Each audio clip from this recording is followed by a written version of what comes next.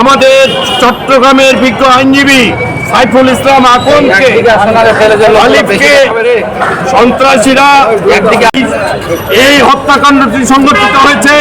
আমরা এখন পর্যন্ত যতটা জানতে পেরেছি, বাংলাদেশে যে একটি জঙ্গি সংগঠন, চিহ্নিত জঙ্গি সংগঠন ইসকন, এই ইসকনের মানুষরা তাদেরকে হত্যা করেছে নির্মমভাবে। আমরা এই হত্যার প্রতিবাদ স্বরূপ আমরা ঠাকুরগাঁ জেলা আইনজীবী জাতীয়তাবাদী আইনজীবী ফোরাম আমরা আজকে এই বিক্ষোভ সভার আয়োজন করেছি। আসসালামু আলাইকুম।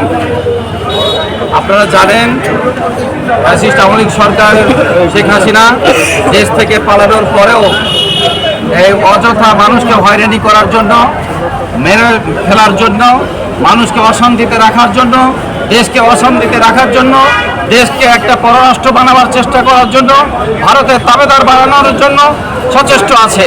তার অংশবিশেষ হিসাবে এই ইসকন নামীয় একটা সন্ত্রাসী দলকে মদত দিয়ে আজকে আমাদের দেশকে, দেশের মানুষকে অস্থিতিশীল পরিবেশের সৃষ্টি করেছে। ভাইয়ের আমার,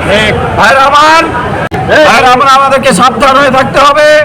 আমরা কি আজকে আইনজীবীরা যাতে করে আমরা এই মানুষগুলোর কথা বলতে পারি, ইতিপূর্বে বলেছি, ন্যায় বিচারের জন্য প্রত্যাশা করেছি, আশা করেছি, সেই সমস্ত জায়গাগুলোকে বন্ধ করার জন্য এই আওয়ামী লীগ ফ্যাসিস্ট সরকারের দোসর ইসকন আজকে মদত দিয়ে আমাদের আইনজীবী ভাইকে খুন করেছে। ভাইয়ের আমার, আমরা যতক্ষণ পর্যন্ত আইনজীবী ভাইদের বিচার এবং ইসকনের মতন একটা সন্ত্রাসী দলকে সন্ত্রাসী হিসাবে ঘোষণা না দেওয়া পর্যন্ত আমাদের এই আন্দোলন চলতে থাকবে।